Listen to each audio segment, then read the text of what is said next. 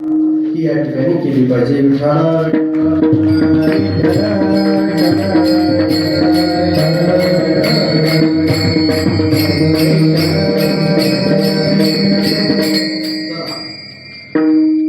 आपण आता अभंगावरती येऊ. महाराज म्हणतात, धन्य ते संसारी दयावंत जे अंतरी. ज्यांच्या अंतःकरणामध्ये दया आहे, जे अंतरी दयावंत आहेत, महाराजांनी त्यांना धन्यता त्या ठिकाणी दिलेली आहे. संत या ठिकाणी आले, कशा करता आले? तर उपकार करण्यासाठी आले. येथे उपकारासाठी आले. घरच्या वैकुंठातून ते भूतलावरती फक्त उपकार करण्यासाठी आले. संत दयावंत आहेत, त्यांच्या अंतःकरणामध्ये दया आहे. संत या भूतलावरती आले तेव्हा महाराज, संतांच्या ठिकाणी दया आहे, आमच्या ठिकाणी नाही का? आम्ही दयावंत नाही का? तो आहे ना. आपणही दयावंत आहे आणि संतही दयावंत आहे, पण फरक आहे. संतांच्या दयेमध्ये आणि आपल्या दयेमध्ये फरक आहे. समजा एखादी गाय जर चिखलात गेली आणि फसली, जर आपली असली तर आपण धावत जातो का नाही जात? तीच गाय जर गावात कोणाची असते, दुसऱ्याची, जातो का? काढतील ते आणतील माणसं. मग आपल्याही अंतःकरणामध्ये दया आहे, पण आपली फसली असती तर आपण धावत गेलो असतो. 2-4 माणसं जमा केली असते. दुसऱ्याची फसली, आपल्या संत मात्र तसे नाही. ते अंतरी दयावंत आहे, म्हणून महाराजांनी त्यांना धन्यता दिलेली आहे.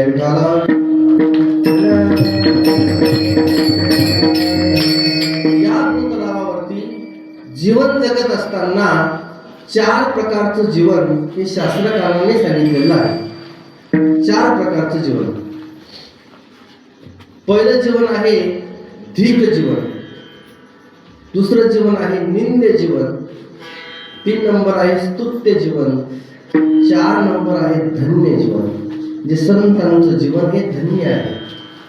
एक एक आपण जीवन बघूया. पहिला प्रकार महाराज सांगतायत धीक. कोणाला धीक म्हणतात? जो विषयी आहे, पामर आहे, त्याला महाराजांनी धीक म्हटलेले. त्याचं जीवन कसं आहे? धीक. जो संसारामध्ये राहतो, संसारामध्ये राहून जो बायकोची सेवा करतो आहे ना, महाराजांनी त्यांचा धिक्कार केला. त्याला विषयी म्हणतात. लक्षात? पामर कोणाला म्हणतात? अगम्यागमन करणारी जी स्त्री आहे, तिची जो सेवा करतो त्याला पामर म्हटलं जाते. असे जे विषय आहेत, पामर जीव आहेत, शास्त्रकारांनी त्यांचा धिक्कार केला. काय केला? धिक्कार. जो मनुष्य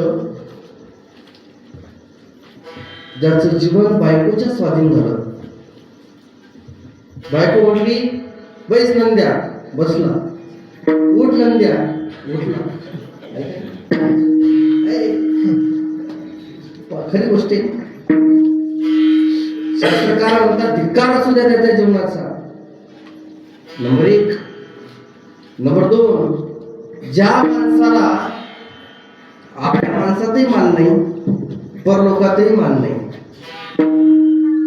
ठीक असो, धिक्कार असो त्या माणसाचा. मानच नाही त्याने. घरी मान नाही, गावातही मान नाही. आहेत की नाही काही माणसं असे? शास्त्रकारांनी त्यांचा धिक्कार केला. 3 नंबर, गावात सप्ताह चालू आहे, द्या ना वर्गणी. आमची ऐशी नाही परंपरा, आमची देण्याची परंपरा आम्ही नाही देणार. असे काही लोक आहेत. तुम्हाला अनुभव येत असेल गावामध्ये वर्गणी गोळा करताना, ते देतच नाहीत. ते म्हणजे आमची परंपराच नाही देण्याची. शास्त्रकारांनी त्यांचाही धिक्कार केला. जो आळशी आहे, कीर्तन चालू आहे, घरी झोपला, त्यांचाही धिक्कार केला. लक्षात? जो अति खातो, कधी पा खातच राहतो, त्यांचाही धिक्कार केला. जेवढे मी तुम्हाला सांगितले, या सर्वांचा शास्त्रकारांनी धिक्कार केला. तेव्हा महाराज कशा कशाचा धिक्कार केला? कशा कशाचा? सर्वस्वांचा सगळ्यांचाच धिक्कार केलेला आहे.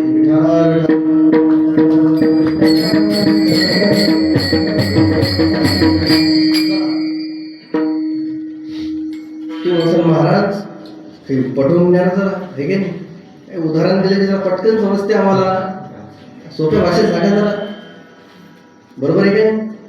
बघा, शास्त्रकार म्हटले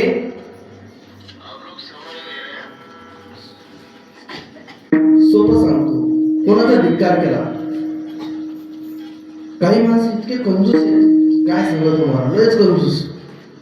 त्यांच्याकडे संपत्ती आहे, सगळं आहे, पण लय कंजूस. आपल्या टाकरखेडची मंडळी कार्तिक वारीला असते पंढरपूरला, फार निष्ठेने सेवा करतात वारकरी. काही त्यांचं कुठली तक्रार नाही, काही नाही, सुंदर प्रकारचे आम्ही त्यांच्यासोबत असतो. अशी दरवर्षी वारी असते.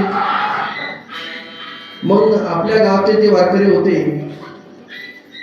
त्यांनी जे बाकीचे लोक होते त्यांनाही म्हटलं चला वारीला, चला पंढरपूरला. तुमच्या गावातला एक माणूस कधीच पंढरपूरला गेला नाही, असा एक माणूस टाकरखेडचा गेलाच नाही कधी. तर पुंडलिक महाराज म्हणले चला चला, तर म्हटलं चला जाऊन तर पाहू, एकदा गेलंच पाहिजे, काय बा पंढरपूरला, चला जाऊ म्हटलं. निघाला तो वारकऱ्यांसोबत. 70 वर्ष त्याचं वय, किती? 70 वर्षाचा झाला, पण पंढरपूर पाहिलं नाही. फक्त संसारातच राहिला, बाकी काहीच नाही. गेला वारकऱ्यांसोबत पंढरपूरला. तर पंढरपूरला गेल्यानंतर धर्मशाळेमध्ये थांबले. सकाळी स्नानाला गेले, चंद्रभागेवरती स्नान केलं. देवाला प्रश्न पडला, 70 वर्ष झाले, पहिल्यांदाच पंढरपूरला आला, याला दर्शन दिलं पाहिजे. देवाचं लय कुठले, येथे आमचे वारकरी आयुष्य गेलं, भजन नामस्मरण करू करू, तरी भेट नाही, स्वप्नात नाही. हा कधीच गेला नाही, पहिल्यांदाच गेला, त्याला भेट. विठ्ठलाला म्हटलं आपण भेट दिली पाहिजे, आपला वारकरी. मग काय करायचं, वासुदेवाचं रूप घेतलं, चंद्रभागेवरती गेला. द्या दान, द्या दान. दान ते काय असते त्याला माहितच नाही, दान काय आहे ना. दान द्या दान, 10 रुपये, 50 रुपये, 100 रुपये, 500 रुपये, काहीतरी दान द्या. तो म्हणला मी याच्यामुळेच येत नाही,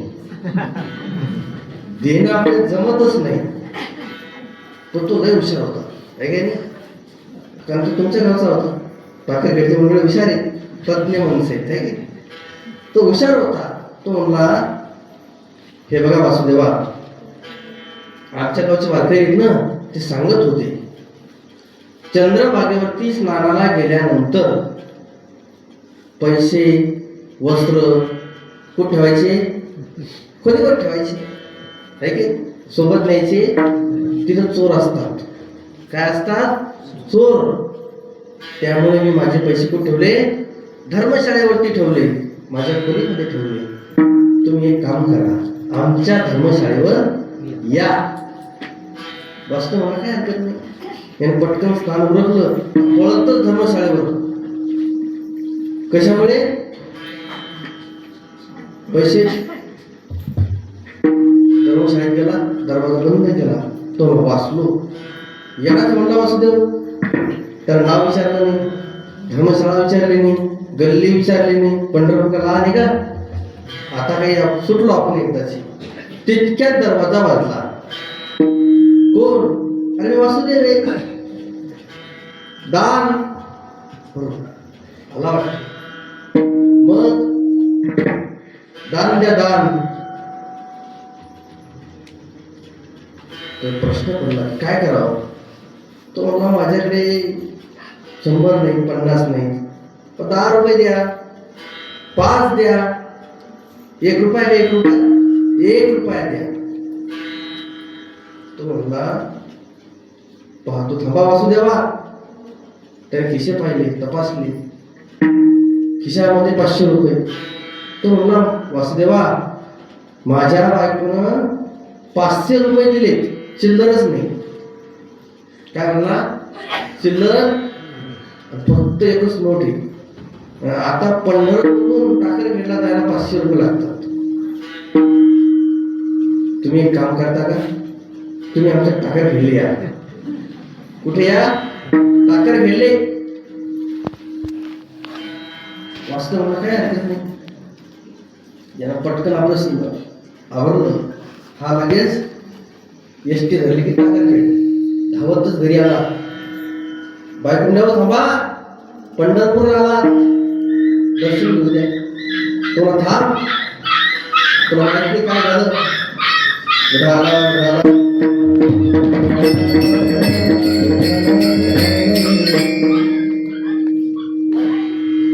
पत्नी म्हणली, अहो एवढं काय घाबरायला झालं, चाल घरात, मी तुला सांगतो.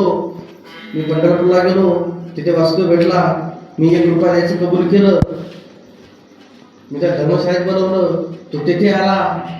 मी लय हुशार, मी त्याला सांगितलं टाकर घ्यायला येईल. मला सांग म्हणे, तो 1 रुपयासाठी 500 रुपये खर्च करून येईल का, टाकर घ्यायला येईल का. मूर्खाची काय म्हणून फसवलं मी त्याला. दोघांचं बोलणं सुरू, तितक्यात दार वाजलं. कोण, वासुदेव, 1 रुपया घ्यायला आलो. तर हेच बायको म्हटली, देऊन टाका, कशाला त्याला बेजार करता. तो नाही, बापाची परंपरा मोडणार नाही, देणार तर नाहीच. 1 रुपया नाही देणार. मग तू एक काम कर, मी मरायचं सोडून घेतो, तू मला कवटाळू रड.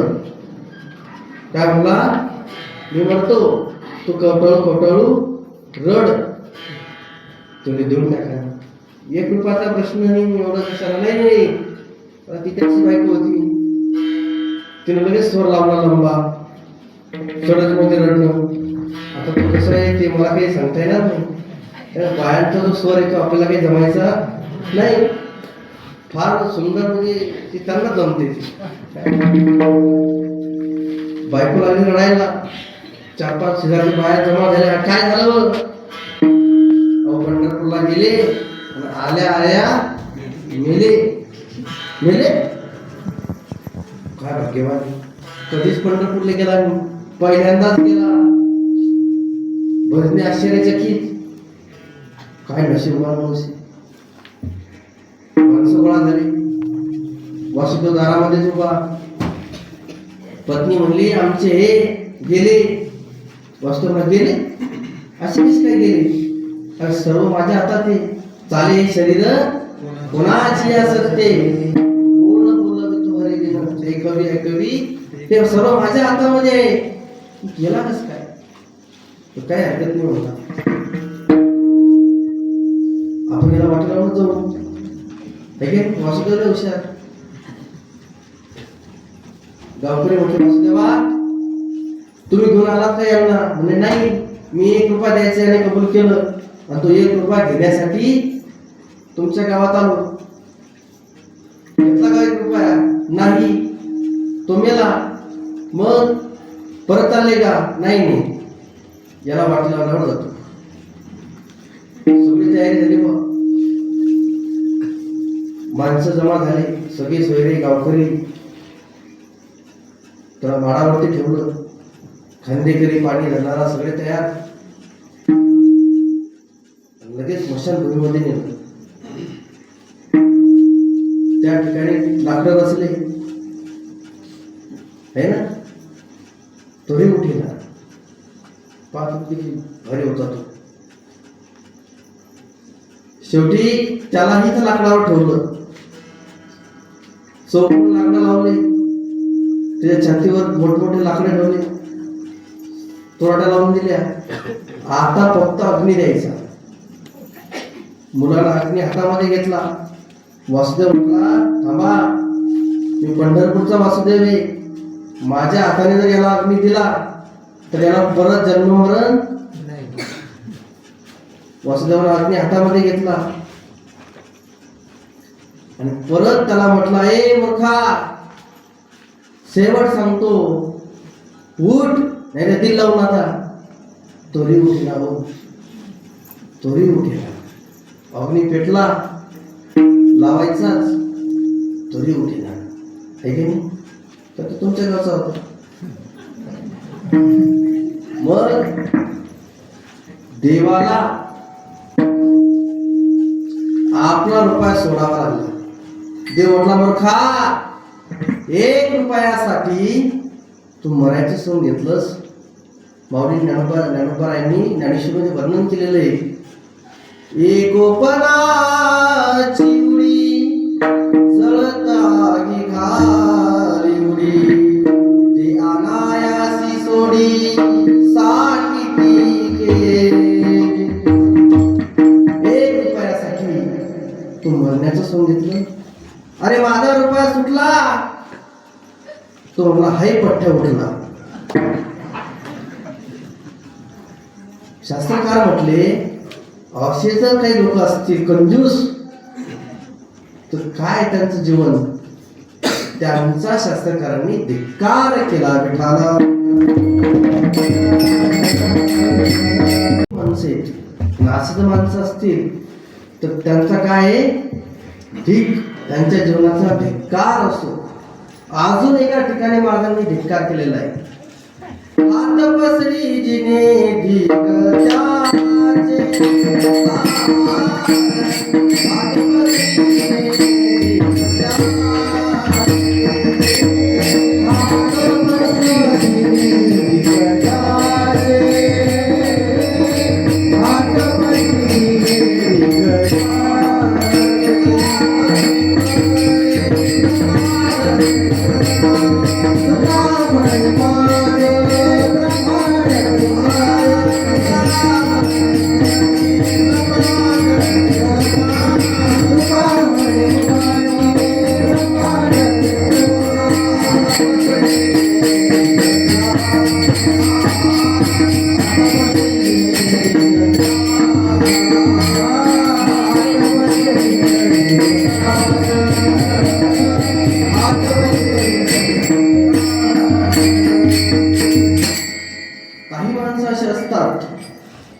नुसतं माग त्यांचाही धिक्कार केला. लक्षात कोणाचे पसरतात अशांच्या जीवनाचाही धिक्कार असतो.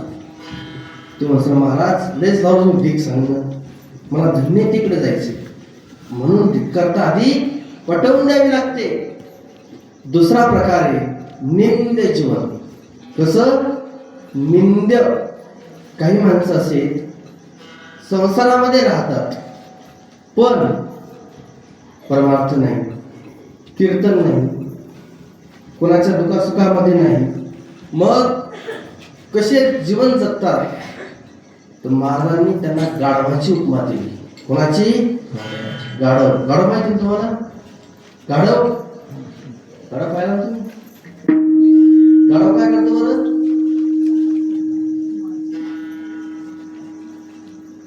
गाढव पाहिला नाही तू? त्या गाढवाप्रमाणे काही लोकांचं जीवन असते.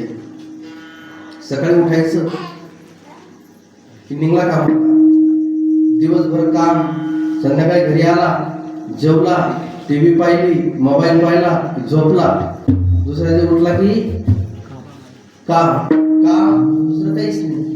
असं जर जीवन असेल गाढवा, याला काय म्हटलेलं?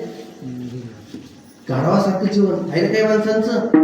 काहीच नाही, कोणाचं दुःख नाही, कोणाचं सुख नाही, कशातच नाही. उठला की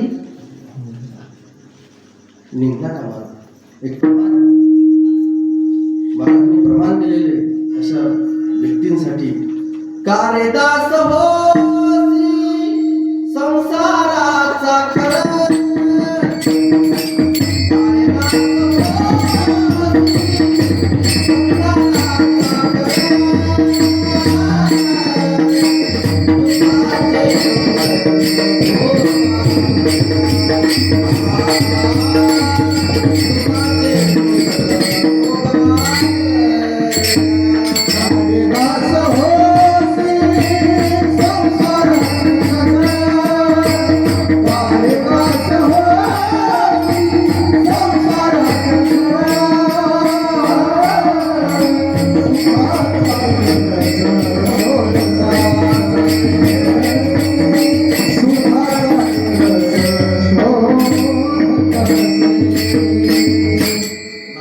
महाराजांचं प्रमाण आहे, काळे दास होशी संसाराचा खर, दुःखाचे डोंगर भोगावल्या. काय बस आयुष्यामध्ये काहीच नाही. शास्त्रकारांनी त्यांना निंद्य जीवन म्हटलेलं आहे. कसं जीवन येते? निंद्य.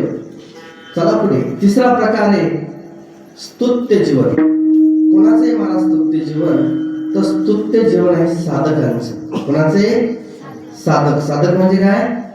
साध्य प्राप्तीसाठी जो अतोनात प्रयत्न करतो त्याला काय म्हटले?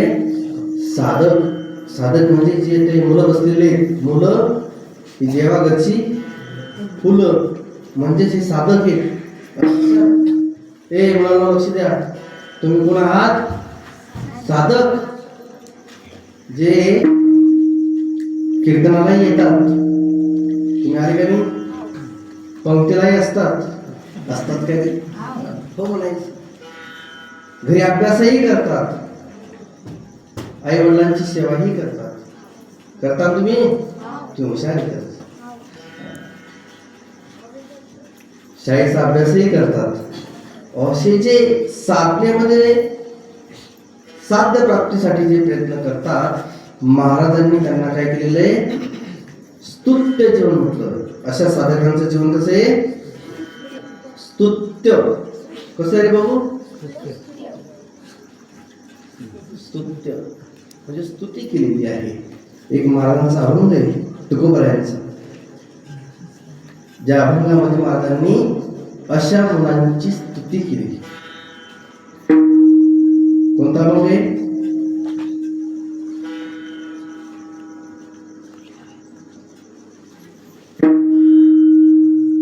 आपुल्या हिता जो असे जागता धन्य माता पिता. जो आपल्या हिताच्या ठिकाणी जागा आहे त्याला धन्यता दिली. जो गीता भागवत श्रवण करतो, हे मुलं कीर्तन श्रवण करू राहिले का नाही? यांचे आई वडील धन्य आहेत. शास्त्रकारांनी यांना स्तुत्य जीवन म्हटलं. कसं जीवन यांचं? स्तुत्य. चला पुढे. चौथा प्रकारे धन्य. आता आपण आलो अभंगावर. आता अभंगात प्रवेश. धन्य जीवन. कोणाचे धन्य जीवन? संतांचे. संतांचं जीवन कसं आहे? धन्य आहे. का धन्य आहे तुमच्या संतांचं जीवन? बघा, एकदा जगद्गुरु तुकोबाराय ज्यावेळेस काही कर्मठ पुरोगामी लोकांनी गाथा हा बुडवण्याचं ठरवलं, त्यावेळेस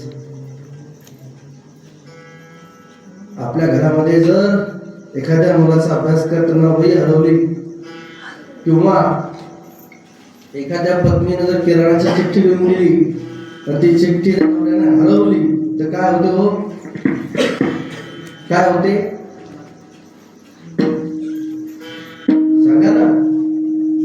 बायकोने किराणाची चिठ्ठी लिहून दिली, नवऱ्याने हरवली, समजा हरवली तर काय होते? पाहिले का कधी? हा, येथे तर जगद्गुरु तुकोबरायांनी निर्माण केलेला गाथा काही कर्मठ लोकांनी ठरवलं की तो पाण्यामध्ये बुडवायचा.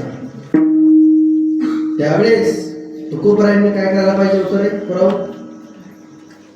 ठरवलं गाथा पाण्यामध्ये बुडवायचा. तुकाराम महाराजांनी काय करायला पाहिजे होतं? सांगा. त्याने आक्रमक व्हायला पाहिजे होतं, है की बरोबर आहे का? भांडायला पाहिजे होतं, बरोबर आहे का नाही? त्यांनी काय केलं? तसं केलं का? नाही. त्यांच्या पत्नीनं प्रश्न केला, हो तुम्ही निर्माण केलेला गाथा ते माणसं बुडवायची म्हणतायत.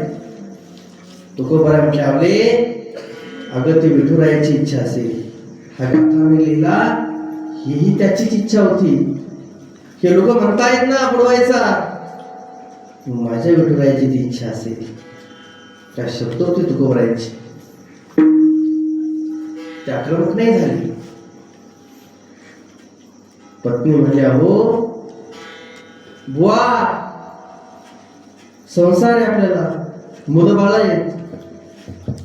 तुम्ही रात्रंदिवस भजन करता, भामचंद्र भंडारा डोंगरावरती जाता. अहो पण आपल्यालाही मुलं आहेत, घरी मुलं उपवास आहेत. तुम्ही काहीतरी करा ना. काय करू आपले महाराज? तुम्ही धंदा करा.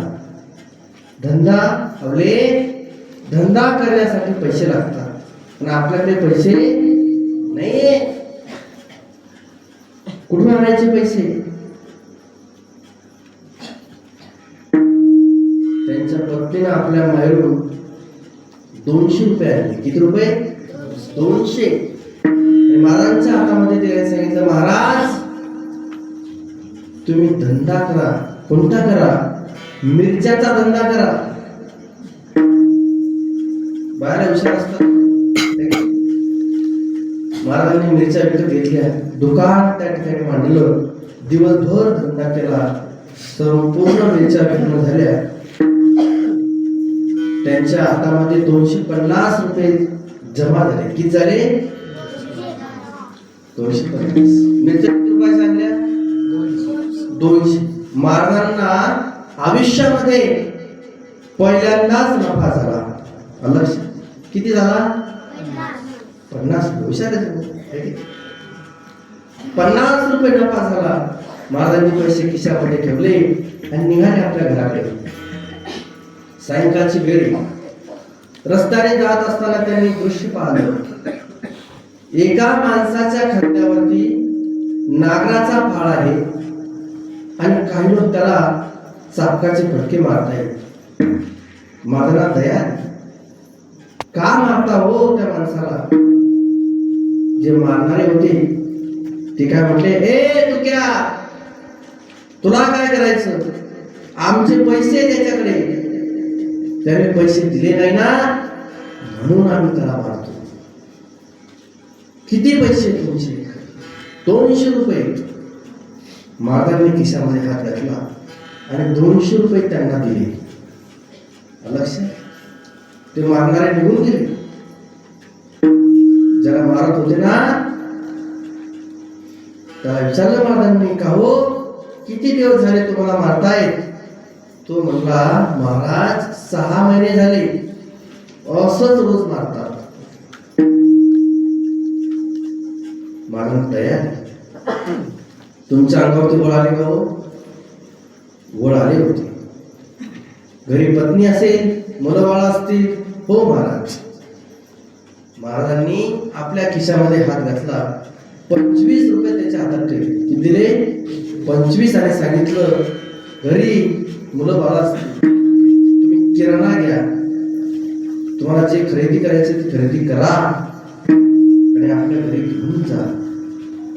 तो माणूस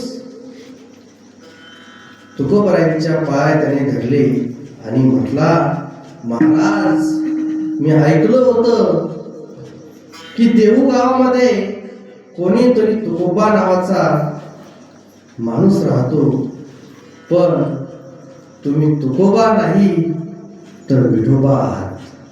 कोण आहात? विठोबा आहात. अशी जर दया.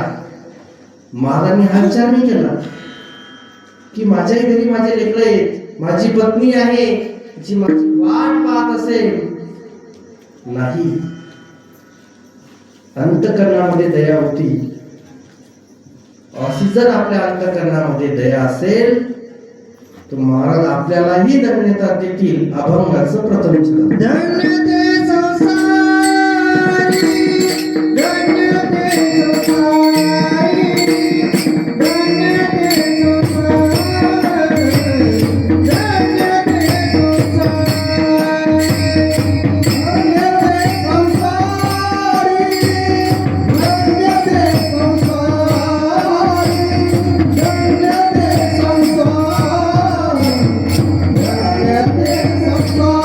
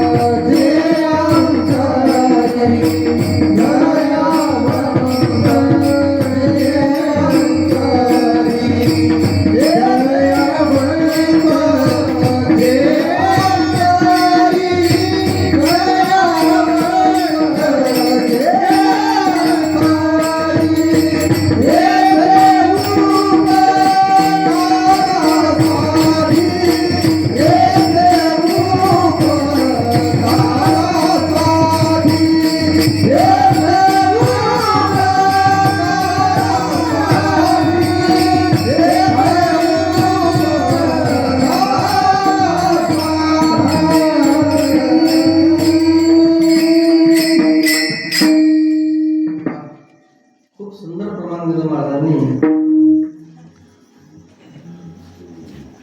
सुंदर. धन्य ते संसारी दयावंत जे अंतरी, ज्यांच्या अंतकरणामध्ये दया आहे त्याची धन्य. लक्षात महाराजांनी त्यांना धन्यता दिलेली आहे. लक्षात कोणाला? ज्यांच्या अंतकरणामध्ये दया. तुम्हाला संत म्हणजे काय हो? खरंय तर संत म्हणजे काय? संत तोची जाणारी की दया क्षमा ज्याच्या, ते माहिती पाहिजे काय? नाही तर आपण रोज वर्तमानपत्र वाचतो आहे काय? वर्तमानपत्रातही काही महाराज उभे दिसतात आहे काय? ते धन्य आहेत का? नाही. पैसे देऊन पेपरमध्ये फोटो लावता येतो, त्यांना धन्यता नाही म्हणता येत. की ज्यांच्या अंतकरणामध्ये दया आहे. मग असे कोण आहेत जे धन्य आहेत? माझे तुकोबराय धन्य आहेत, ज्ञानोबराय धन्य आहेत. अजून कोण धन्य? अजून नाथ बाबा, नाथ महाराज धन्य आहेत.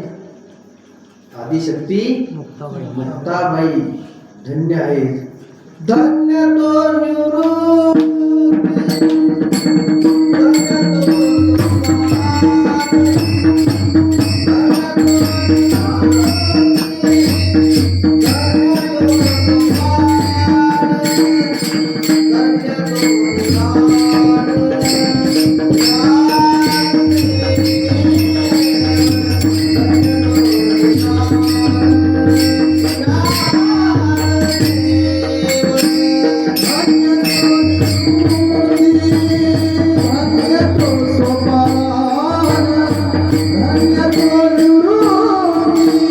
धन्य तो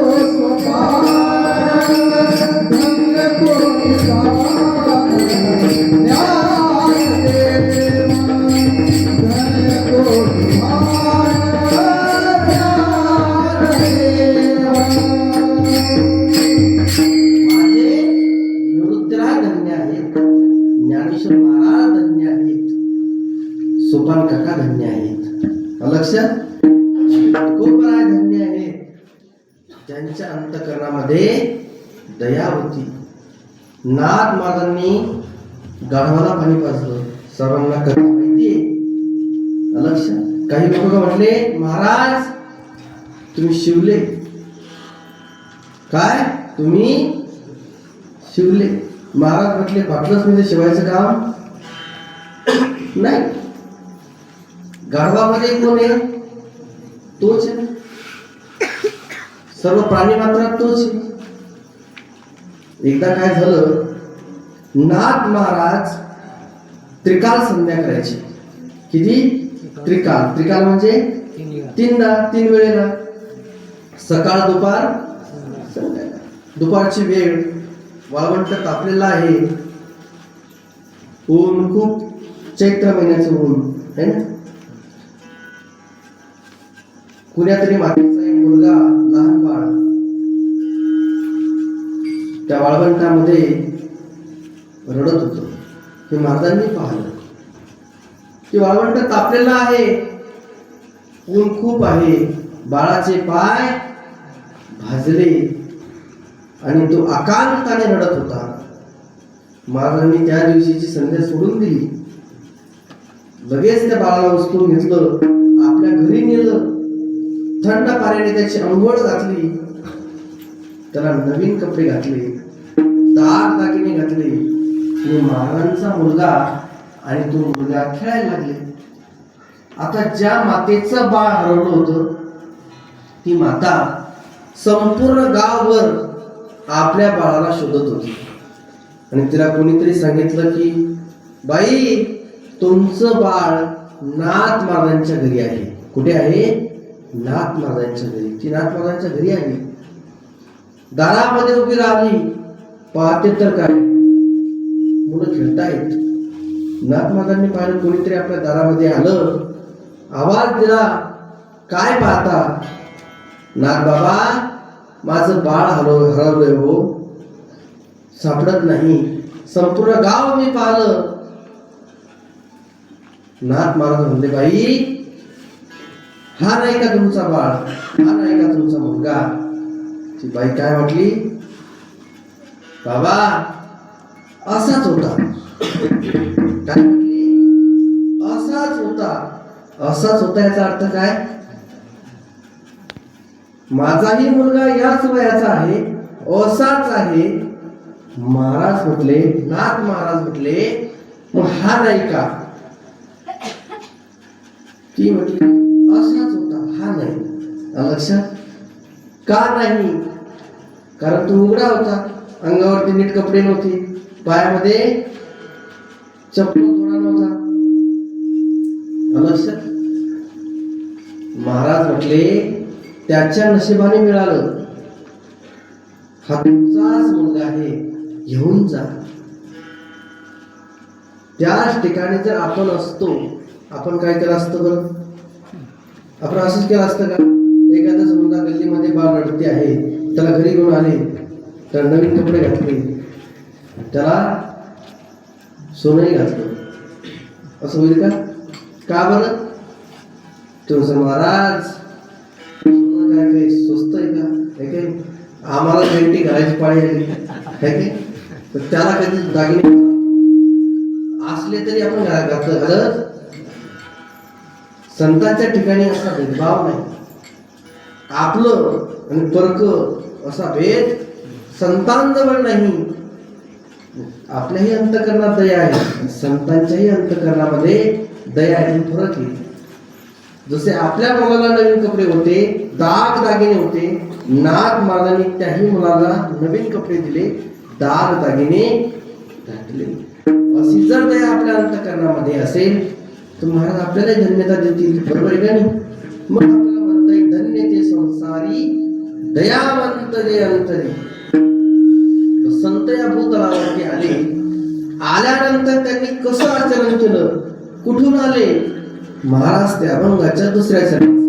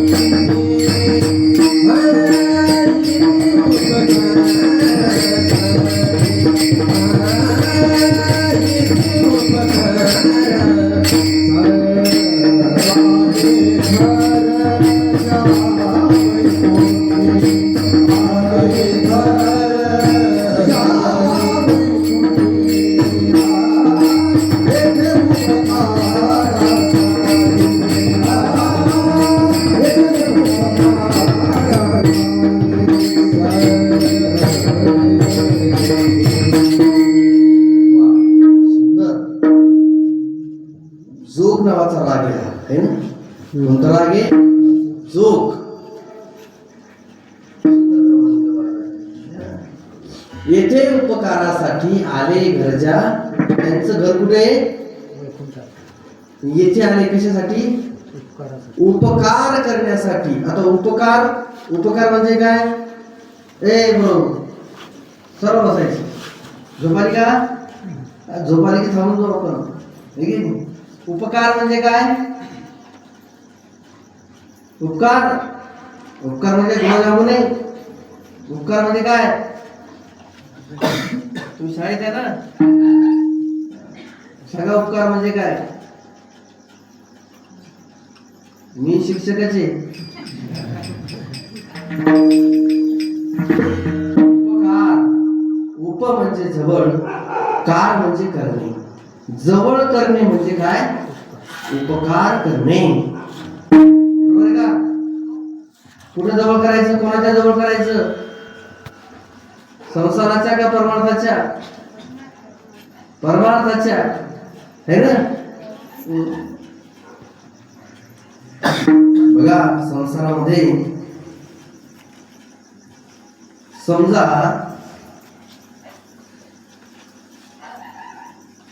एखाद्या मुलाचं लग्न जमत नाही, लक्षात जमत नाही समजा, आणि मग एखादा असं ओळखी पाळखीने एखाद्या पाहुण्यानं जर संबंध करून दिला, संबंध करून, तर आपण काय म्हणतो? उपकार झाले, उपकार. तर त्यांनी काय केलं? संसाराच्या जवळ केलं, है की नाही? उपकार झाले, पण ते खोटे उपकार आहेत. संसाराच्या जवळ करणे म्हणजे काय? खोटा उपकार आहे. संसार खोटा आहे. संत हा उपकार नाही करत, लक्षात समजलं का? संत कोणता उपकार करतात? पहा, आधी असं होतं, ज्या मुली राहायच्या, मुली काय करायच्या? रुक्मिणी स्वयंवर असायच्या, है ना? भावाची बरोबर आहे का नाही? आता मुलं लागले वाचायले. खरं आहे, मला 2-4 म्हणजे मुलं भेटले, म्हटले आपलं काही जमून नाही राहिलं, काही उपाय सांगा. रुक्मिणी स्वयंवर वाचा, हे काय तर जमेल का? वाचा तर खरी. तुम्ही जमत असेल तर वाचायला काय हरकत? मला सांगा, मुलावर का वेळ आली रुक्मिणी स्वयंवर वाचण्याची? याला कारणीभूत आपणच आहे. चला आपल्याला तिकडे जायचं नाही, वेळ कमी राहिला. संतही उपकार करण्यासाठी आले. आता उपकाराचे 4 प्रकार पडतात. किती पडतात? पहिला प्रकार आहे उपकारावर अपकार करणे. उपकारावर, मुलं लक्षात ठेवा, मी तुम्हाला विचारेन, काळजीपूर्वक ऐका. उपकारावर अपकार करणे.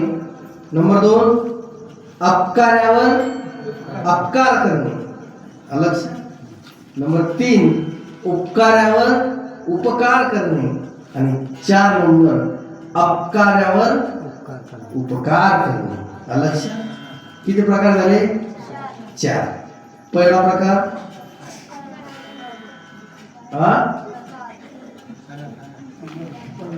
उपकारावर अपकार करणे. विचारायचं उपकारावर एखाद्याने उपकार केला त्याची परतफेड अपकाराने करणे. तुम्ही कथा ऐकली असेल, शिवपरिणामातली कथा आहे, किंवा श्रीमद भागवत मध्ये आलेली आहे. भगवान शंकराचा एक सेवक होता, है ना? काय नाव त्याचं? सेवक भस्मासुर. कोण होता? भस्मासुर, अलग. त्याच्याकडे एकच काम, जाऊन चितेचं भस्म आणायचं आणि शंकरांना द्यायचं. एक दिवस झाला उशीर, शंकर रागावले, अरे एवढा उशीर का लागला? आता तो नाही का माझ्या हातात आहे का? तिकडं कोणी गेल्याशिवाय आणता येईल का?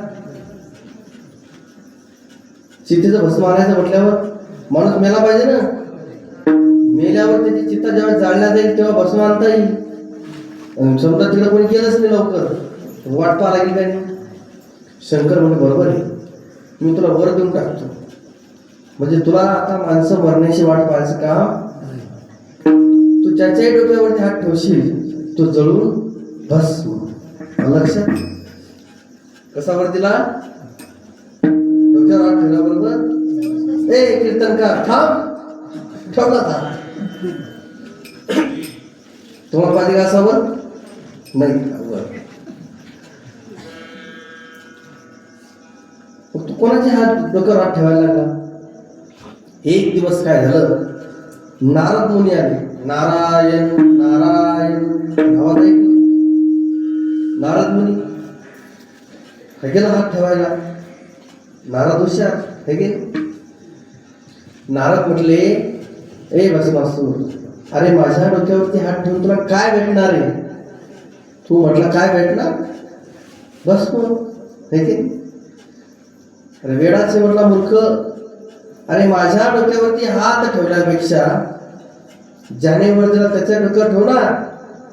फायदा त्याची सुंदर पत्नी पार्वती ती तुला मिळेल. तो म्हणला लक्षातच नाही आपल्या. तो वापस शंकर म्हटले, आणला का भस्म? तुला भस्म आता नाही, आता तुम्हाला भस्म करून टाकतो. शंकर म्हटले, अरे येड्या, मी तुला वर दिला लक्षात, तू माझ्या डोक्यावर हात ठेवायला निघालास. अरे मी तुझा देव आहे, तू माझा सेवक आहे. सेवक होतो, आता नाही. आता मी मालक, तू महादेव लागले गायब राहिले. हे काय शंकर ते निघले पळत. हा म्हणा, थांब शंकर्या. असं म्हणणार ना, तावात होता. मग महादेव गेले पळून. मग याने काय केलं, हा पार्वती मातेकडे. आता पार्वती मातेच्या डोक्यावर हात ठेवायला निघाला. पार्वती माता भयभीत झाली. ती भगवान विष्णूकडे गेली आणि विष्णूजींना म्हटली, आमच्या यांना काही समजत काही बदलून टाकतात.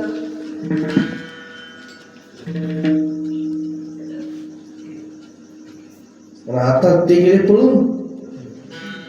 आणि मग तो भस्मासूर लागला माझ्या मागे. बरोबर आहे का नाही?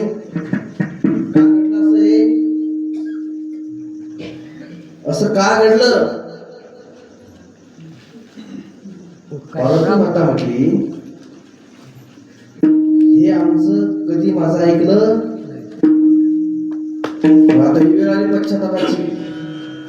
मी याच्या आधी सांगितलं त्यांना, तुम्ही भोळे, बाहेर जाऊ नका, डोकले चतुर आहे. लक्षात, तुमच्या भोळेपणाचा फायदा घेतील. नाही ऐकलं तर काय झालं? मग बाहेर गेले आणि ते विष प्राशन करावं लागलं. हलाल आहे की नाही? कशामुळे? बायकोचं ऐकलं नाही. बरोबर आहे का नाही? मग कंठ काय झाला? निळा झाला का नाही? आताही वर देऊन टाकला. विचारलं का प्रभू? मग आपण काय करायला पाहिजे? विचारायला पाहिजे मला. कोणाला विचारायचं? बायकोला. तुम्हाला आली का? नाही. आल्यावर विचारा.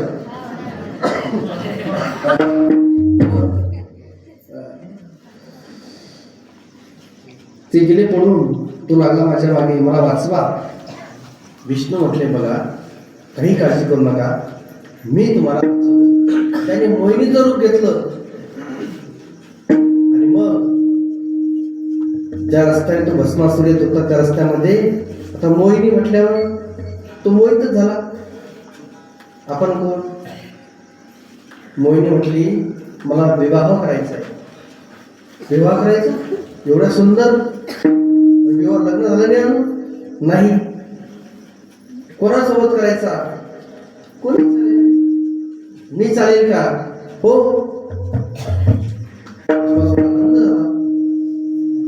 पण माझी एक अट आहे.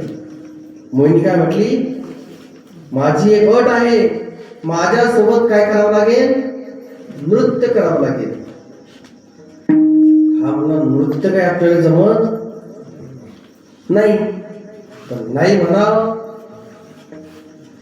तो मोहिनी निघून जाते. लग्न होते का? पण आज परिस्थिती कशी आहे, लोक लग्नासाठी काही करतात म्हणजे पोराला होच म्हणते है की नाही. फोर व्हीलर काही अट टाकू द्या, हा म्हणते हो, सगळ्या अटीच मान्य आहेत. तसंच झालं.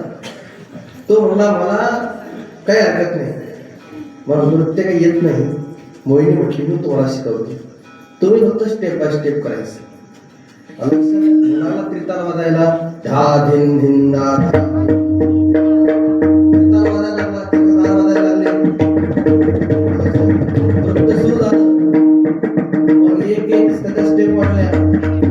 कमरेवरती हात घ्या, हात वरी करा, हात खाली करा, इकडं करा, तिकडं करा. तो लागला करायला. करता करता मोहिनीनं आपला हात खांद्यावरती घेतला, त्यानेही घेतला. मग मोहिनीनं लक्षात आलं हा आता ताब्या. मोहिनीनं लगेच आपल्या डोक्यावरती हात ठेवला, यानेही आपल्या डोक्यावर हात ठेवला.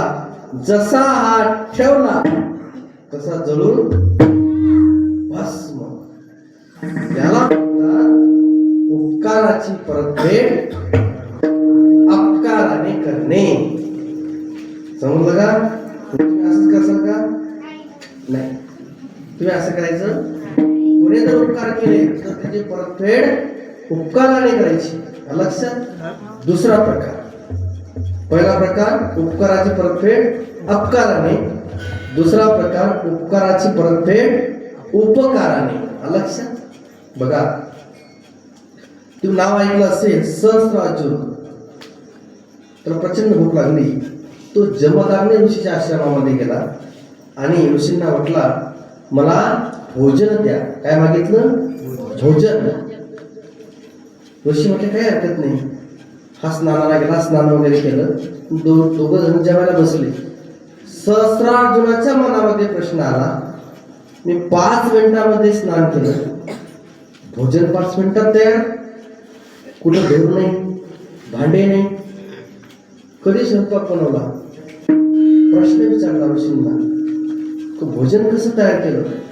ते म्हणले माझ्याकडे कामधेनू आहे, कामधेनू चिंतामणी, आम्हाला जे आवडते आम्ही ते बनवतो. लक्षात.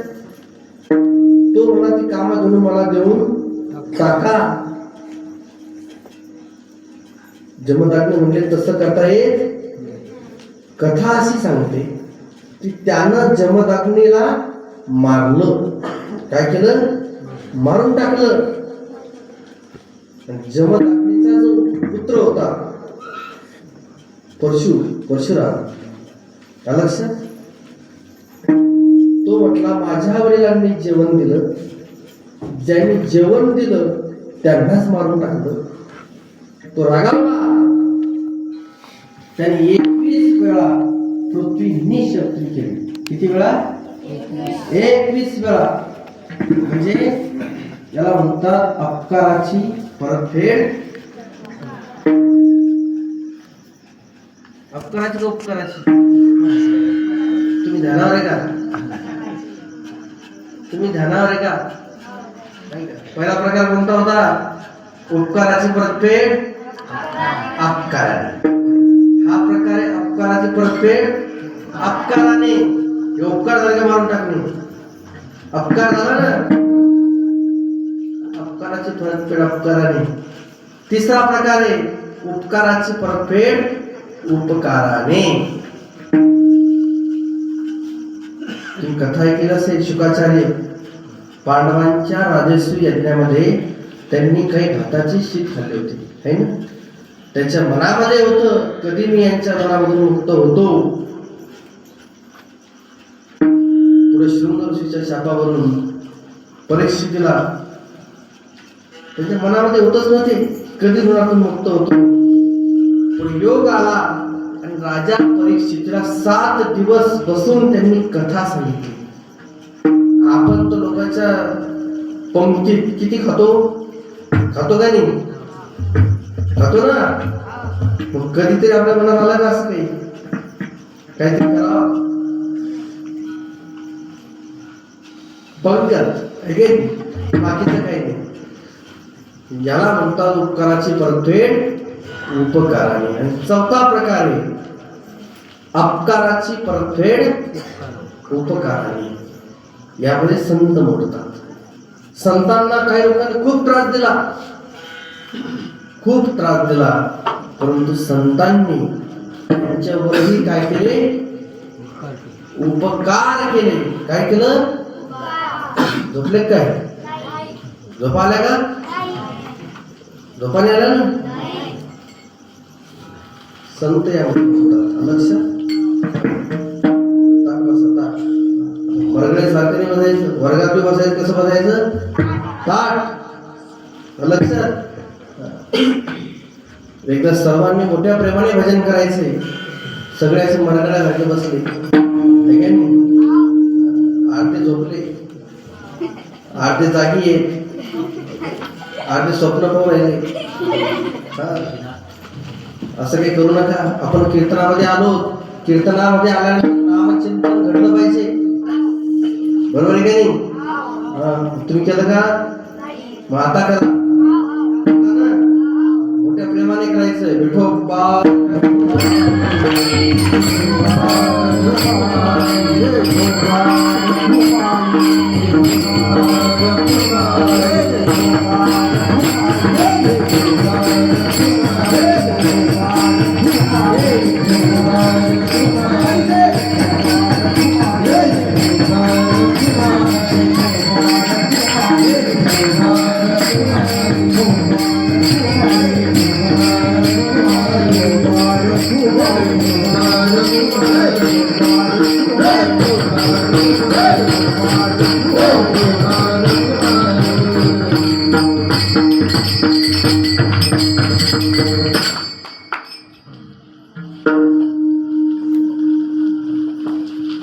संत अपकाराची परतफेड कशी करतात?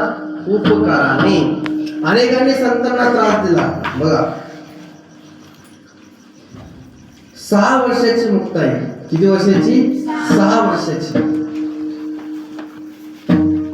6 वर्षाची मुक्ताई ज्ञानोबांना म्हटली, दादा खूप भूक लागली हो, काहीतरी मधोमरी आणा ना.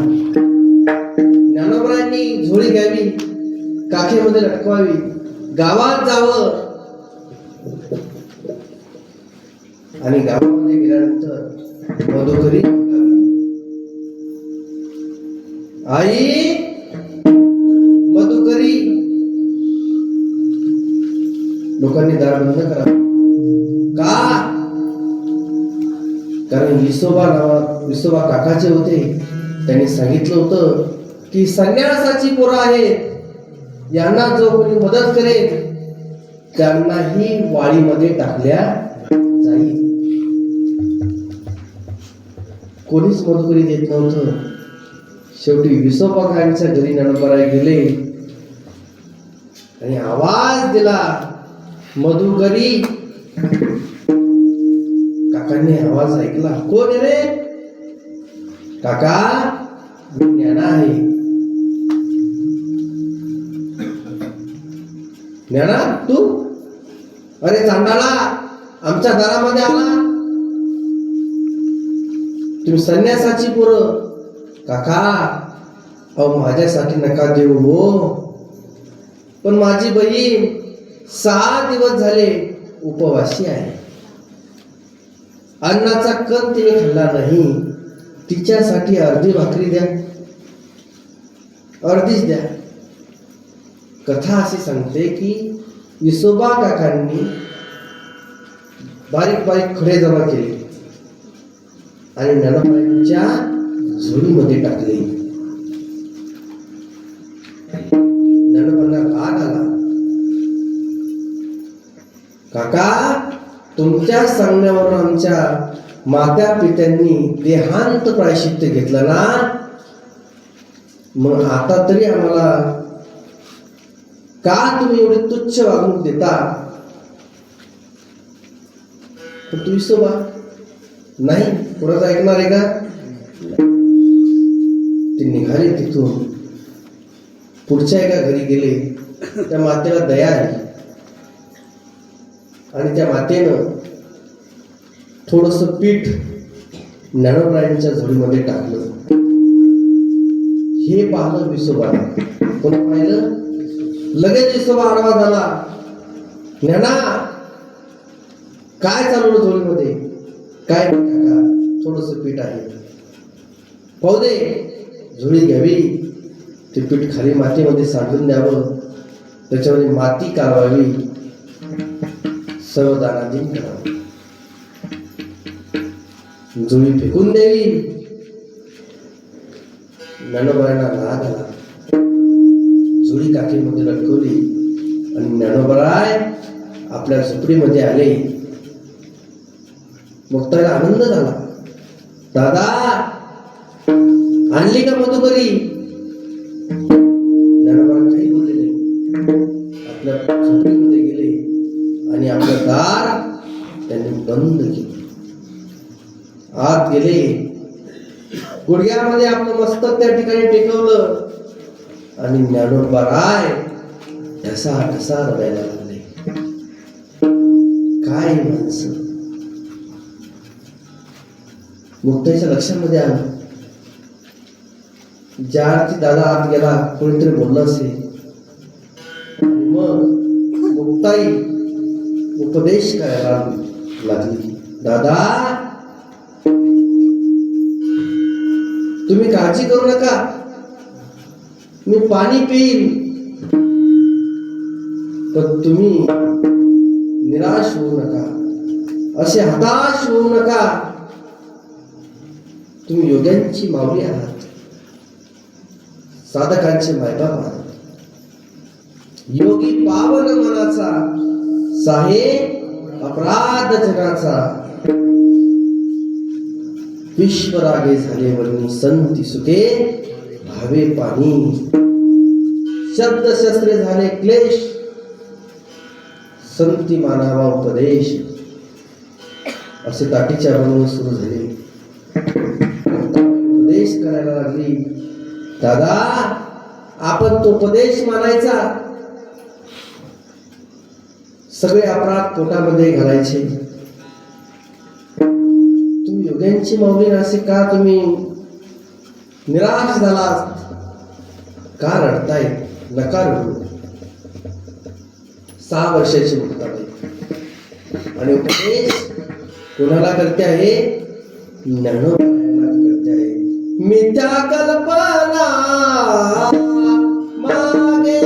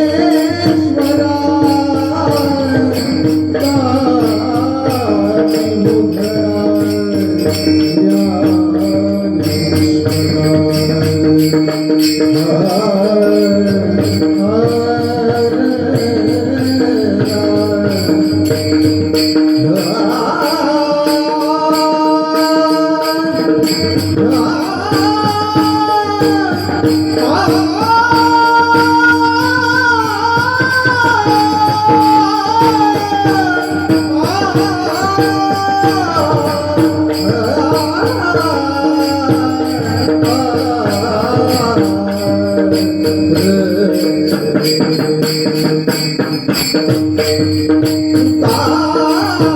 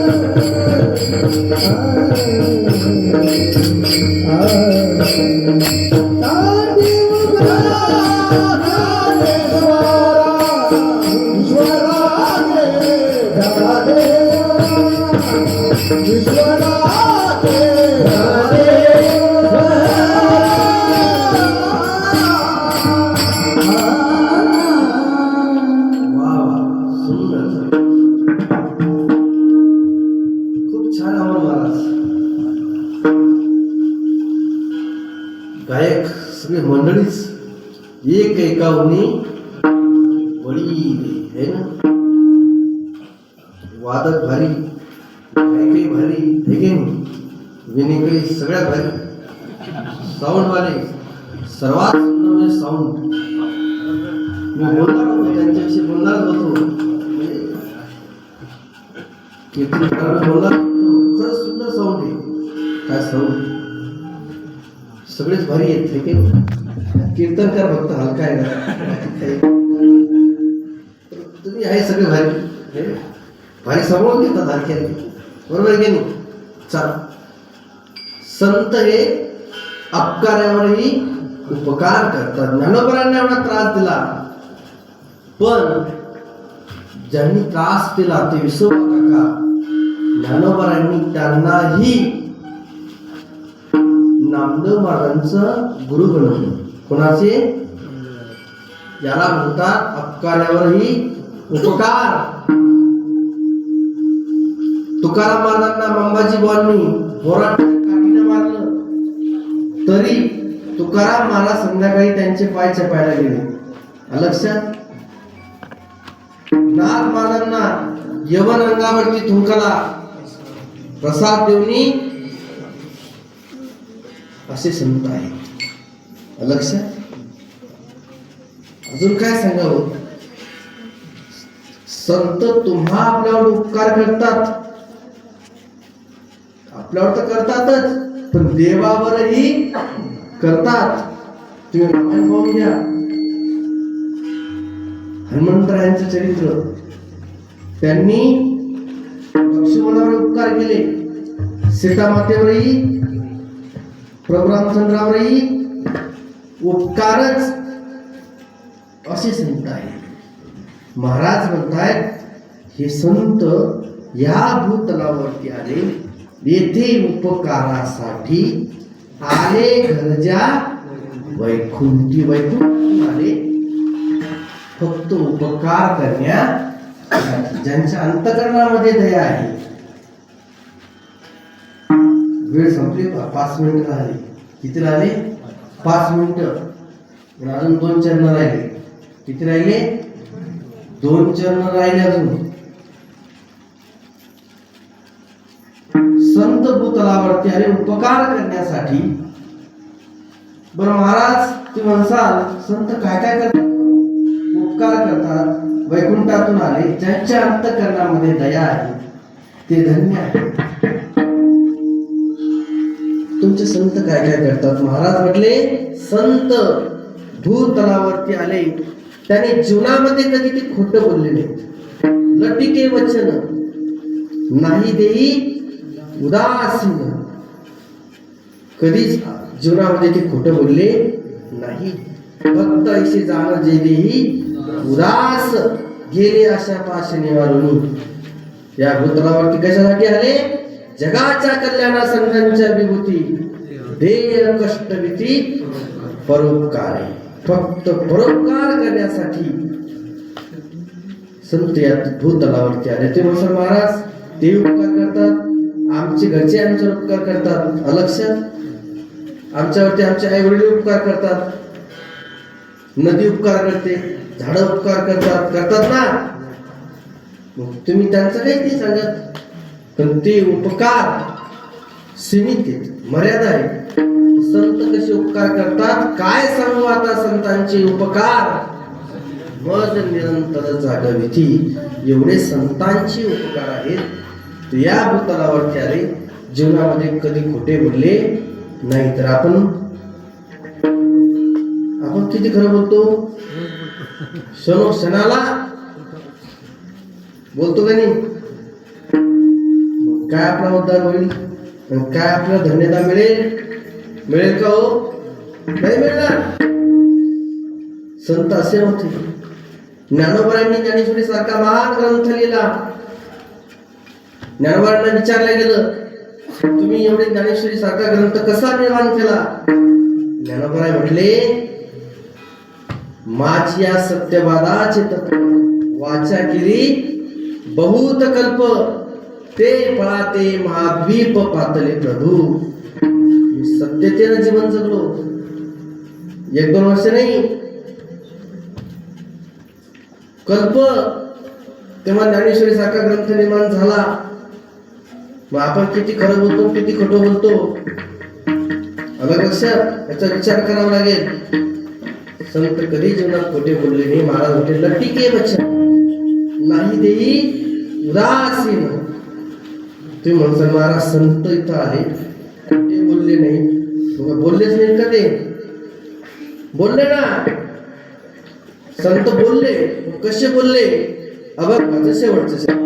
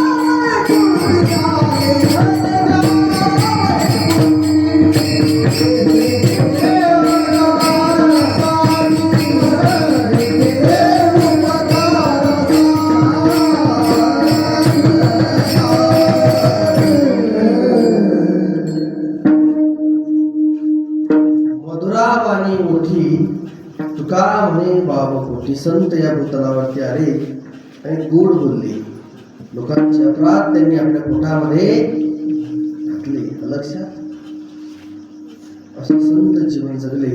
आपण जर संतांच्या या वचनाप्रमाणे आपण जीवन जगलो तर माणसांच्या शाबासकीपेक्षा नक्कीच आपल्याला देव शाबासकी दिल्याशिवाय राहणार नाही. त्यासाठी आपल्याही अंतःकरणामध्ये दया पाहिजे. आपणही उपकार केला पाहिजे. जीवनात कधी खोटं बोलायचं नाही आणि गोड बोलायचं. कसं बोलायचं? गोड बोलायचं रे, तुम्ही गोडच बोलता. असो, वेळ संपली. चरण सोडले दोन, सर्व भाव तुमच्या समोर ठेवला. नियोजित वेळेमध्ये आपण सेवा या ठिकाणी संपन्न केली. संपूर्ण भजनी मंडळ, गायक, उत्कृष्ट वादक, साऊंड सिस्टीम, तुम्ही संपूर्ण श्रोते मंडळी सर्वांना धन्यवाद देतो. माझ्यासोबत आलेला माझा एक विद्यार्थी आणि तुम्ही संपूर्ण मंडळी झालेली सेवा पंढरीश पांडुरंग परमात्म्याच्या चरणावरती समर्पित करतो आणि याच ठिकाणी सेवेला विराम देतो. ज्ञानेश्वर